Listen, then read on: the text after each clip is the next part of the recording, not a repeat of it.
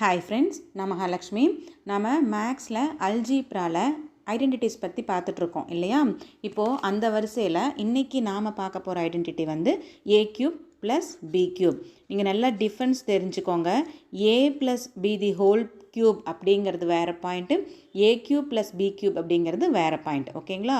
So இப்போ a³+b³ answer வந்து a+b, இது ஒரு ப்ராக்கெட்டில் இருக்கும். அகைன் இன்னொரு ப்ராக்கெட் ஓப்பன் பண்ணி a² - ab + b² இப்படி வரும். ஓகேங்களா? இது வந்து a³ + b³க்கு. இதுவே வந்து a³ - b³ இருந்தது அப்படின்னா நமக்கு முன்னாடியே மைனஸ் வந்துடும். a - b × a² + ab + b² இப்படி வரும் ஆன்சர். ஓகேங்களா? இதை நாம் இதுக்குள்ளார மல்டிப்ளை பண்ணோம் அப்படின்னா நம்ம ஆன்சர் வந்து a³ + b³ அல்லது a³ - b³ தான் கிடைக்கும். ஓகேங்களா? a + b³ a - b³ அப்படிங்கிறது வேறு பாயிண்ட். ஓகே, இப்போ இதில் நம்ம சம் போடலாம். இப்போ ஃபஸ்ட்டு சம் பாருங்கள். p³ + 27 இருக்குது. அப்போ நம்ம என்ன பண்ணணும்னா ஃபஸ்ட்டு இந்த ரெண்டு டேர்மையுமே நாம் கியூபிக் ஃபார்மேட்டுக்கு மாற்றிக்கணும்.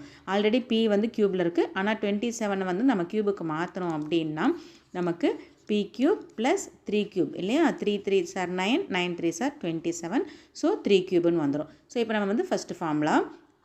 ஸோ நான் எப்பயும் சொல்கிற மாதிரி தான் ஒவ்வொரு சம்முக்குமே ஃபார்முலாவை எழுதுங்க. அப்போ தான் ப்ராக்டிஸும் ஆகும். நல்லா ஸ்பீடாக போடும்போது உங்களால் டக்குன்னு அப்ளை பண்ணவும் முடியும். ஓகேங்களா?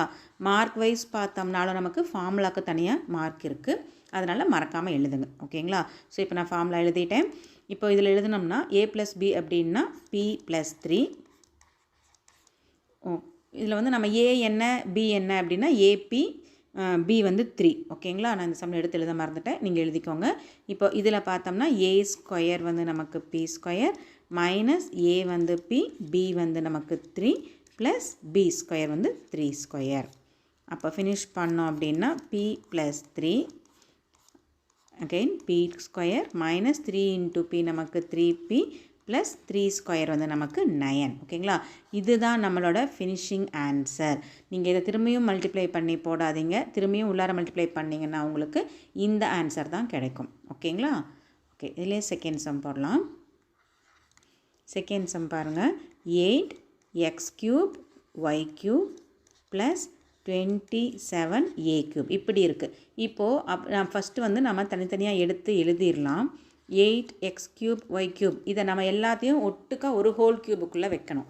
அப்படி பார்க்கும்போது நமக்கு 8 வந்து எதோட க்யூபு? 2ஓட க்யூபு. அப்போ ப்ராக்கெட் ஓப்பன் பண்ணிக்கிறோம், 2 போடுறோம். எக்ஸுக்கும் க்யூப் இருக்குது, ஒய்க்கும் க்யூப் இருக்குது. ஸோ x/y³ ஓகேங்களா?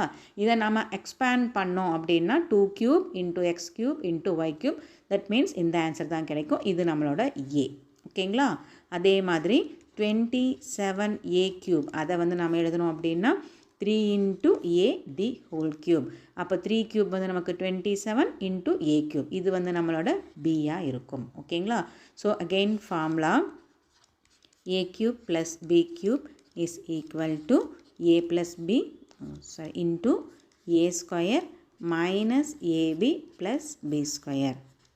அப்போ நம்ம அப்ளை பண்ணோம் அப்படின்னா a வந்து நமக்கு 2xy + 3a, b வந்து 3a into a² வந்து 2xy² minus a வந்து நமக்கு 2xy into b வந்து நமக்கு 3a + b² வந்து 3a².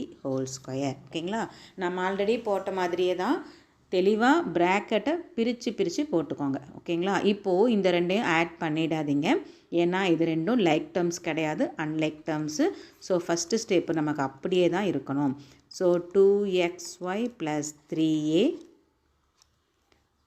அப்படியே இருக்கட்டும்.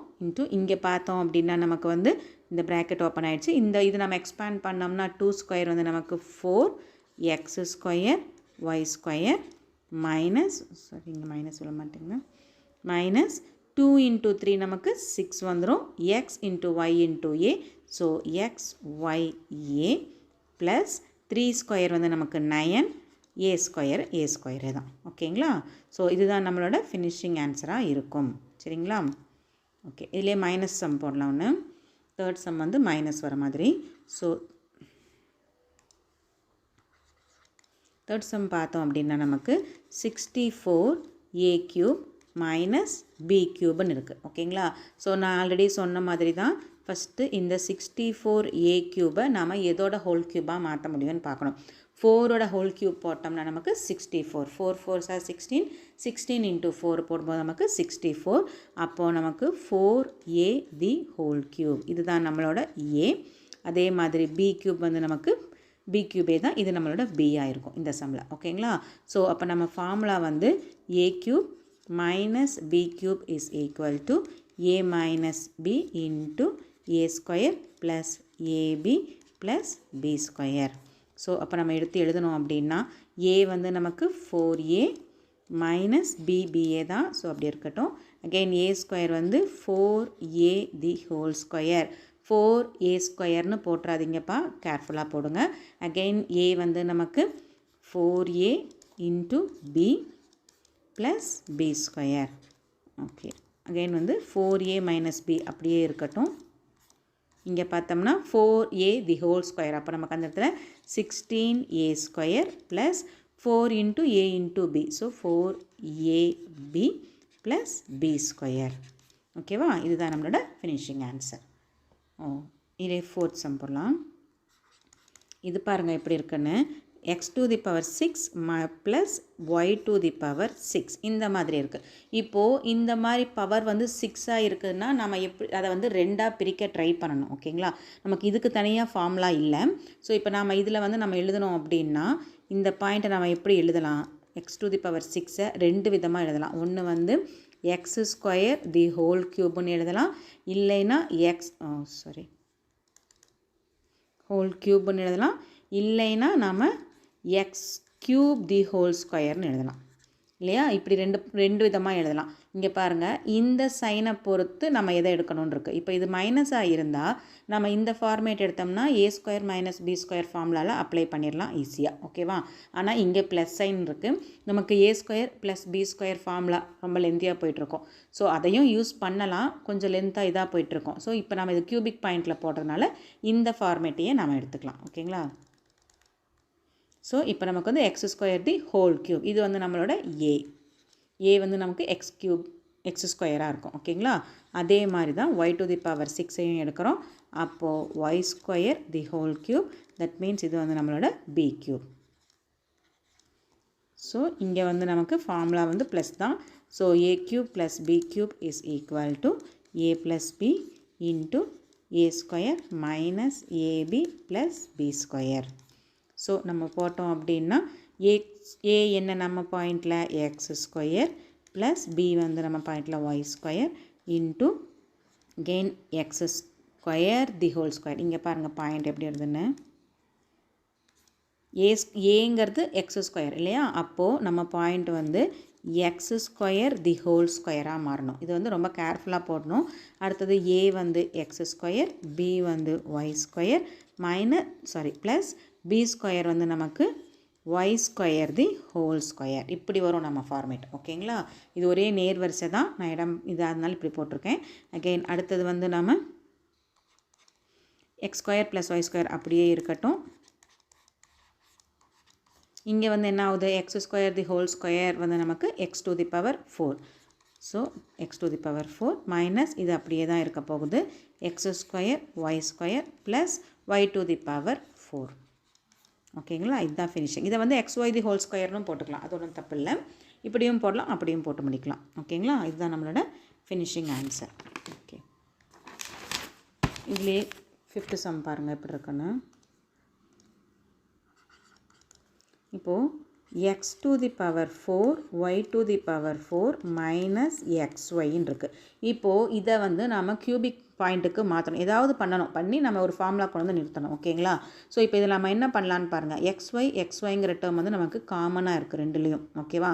ஸோ இதை வந்து நான் இப்போ வெளியே எடுக்க போகிறேன். ஒரு தடவை நான் இந்த xyயை வெளியே எடுத்துட்டேன்னா இதில் எவ்வளோ இருக்கும், பவர் 4ல் 1 டைம் நம்ம எழுதுறோம்னா பவர் 3. ஸோ x³ y³ இருக்கும் இல்லையா. மைனஸ் xyயை வெளியே ஒரு தடவை எடுத்துட்டோம். ஸோ மிச்சம் 1 தான் இருக்கும். 1 இன்ட்டு xy போட்டோம்னா தான் நமக்கு xy. ஸோ இந்த மாதிரி நமக்கு வந்துடும். ஓகேங்களா? இப்போது இந்த பாயிண்ட் அப்படியே இருக்கட்டும், நமக்கு ஒன்றும் பண்ண வேண்டாம். இதை மட்டும் எக்ஸ்பேண்ட் பண்ணிவிட்டு அப்புறம் இதை முன்னாடி போட்டுக்கலாம். இப்போ இதை நம்ம எப்படி எழுதலான்னு பாருங்கள். xy தி ஹோல் க்யூப்னு எழுத முடியுமா? -1 க்யூப்னு எழுத முடியுமா? ஓகேவா? இப்போ a³ - b³ கொண்டு வந்து நிறுத்திட்டோமா ஃபார்முலாக்கு. ஸோ இதை நம்ம எக்ஸ்பேண்ட் பண்ணணும், அவ்வளோதான். ஓகேவா? ஸோ அப்போது a³ - b³ is equal to a - b into a² plus ab plus b². So அப்போ நம்ம பாயிண்ட் வந்து a வந்து xy, b வந்து 1, again வந்து xy the whole square plus again xy into 1, b square வந்து நமக்கு 1 square. ஸோ திருப்பி எழுதினோம்னா நமக்கு இப்போ நம்ம இதை எழுதிடலாம், ஏன்னா இதை ஃபினிஷ் பண்ண போகிறோம். இந்த xyயை மறந்துடாதீங்க, இது முன்னாடி இருக்கணும். இப்போ நம்ம அதை மட்டும் எக்ஸ்பேண்ட் பண்ணி காமிச்சவங்களுக்கு இப்போ இது எல்லாமே சேர்த்து எழுதுகிறோம். ஓகேவா? x into y, அடுத்தது வந்து xy minus 1, again இங்கே வந்து x² y², இப்படியும் எழுதலாம். xy தி ஹோல் ஸ்கொயர் அப்படியே வச்சுக்கிட்டாலும் ஓகே. xy into 1 வந்து xy plus 1, 1 ஸ்கொயர் வந்து 1. ஸோ இதுதான் நம்மளோட ஆன்சர். ஓகேங்களா? ஓகே, லாஸ்ட் சம் பாருங்கள் எப்படி இருக்குன்னு. இப்போது இந்த சம் வந்து 173 into 173 into 173 plus 127 into 127 into 127 whole divided by 173 into 173 minus 173 into 127 plus 127 into 127 இப்படி இருக்குது சம். ஓகேங்களா? என்ன ஒரு மாதிரி வித்தியாசமாக இருக்கிற மாதிரி இருக்குது. ஆனால் கொஞ்சம் கவனித்து பாருங்கள். மேலே இருக்கக்கூடிய பாயிண்ட் பாருங்கள், சேம் நம்பர் வந்து 3 தடவை மல்டிப்ளை இருக்குது. ஸோ ஆட்டோமேட்டிக்காக அங்கே கியூபிக் பாயிண்ட் வந்துடும். சென்டர் சைன் ப்ளஸில் இருக்குது. செகண்ட் நம்பரும் அதே மாதிரி இருக்குது. ஓகேவா? அதே கீழே பாருங்கள், ஃபஸ்ட்டு 2 வந்து மல்டிப்ளையில் இருக்குது, same number, centre sign minus. Second வந்து இந்த ரெண்டோட நம்பரையும் மாற்றி மாற்றி இருக்குது. தேர்ட் பாயிண்ட் வந்து இன்னொரு நம்பரை ஸ்கொயரில் ஆகிற மாதிரி போட்டிருக்காங்க. ஸோ நம்ம அதை ஃபஸ்ட்டு அந்த மாதிரி எழுதலாம். இப்போ போட்டோம் அப்படின்னா நமக்கு மேலே வந்து 173 the whole cube plus 127 the whole க்யூப்னு நம்மளால் இதை எழுத முடியுமா? ஓகே, 2 தடவை இருக்குது. ஸோ ஸ்கொயரில் எழுத முடியும் நம்மளால். 173 தி ஸ்கொயர் மைனஸ் இங்கே பாருங்கள் 173 நம்ம இதை ப்ராக்கெட்டில் எழுதி போட்டுக்கலாம். 173 இன்ட்டு 127 ப்ளஸ் இது வந்து நமக்கு 127 தி ஹோல் ஸ்கொயராக இருக்குது. ஓகேங்களா? ஸோ இப்போ நம்ம இதை எக்ஸ்பேண்ட் பண்ணோம்னா நமக்கு இந்த மாதிரி ஒரு பாயிண்ட்டு கிராஸ் அவுட் ஆகிற மாதிரி கிடைக்கும் இல்லையா? ஸோ நம்ம a³ + b³ ஃபார்மில் தான் எடுக்க போகிறோம். அப்படி எடுத்தோம்னா ஃபஸ்ட்டு பாயிண்ட் வந்து 173 + 127, again செகண்ட் பாயிண்ட் வந்து 173, that means a² minus a into b plus b² வந்து 127 தி ஹோல் ஸ்கொயர். ஸோ கீழே இருக்கிறத அப்படியே நம்ம எடுத்து எழுதுகிறோம். 173 the whole square minus 173 into 127 plus 127 the whole square. அப்போ பாருங்கள், இந்த ஃபுல் செட்டு அப்படியே மேலேயும் கீழேயும் சேமாக இருக்கா நமக்கு. ஸோ இதையும்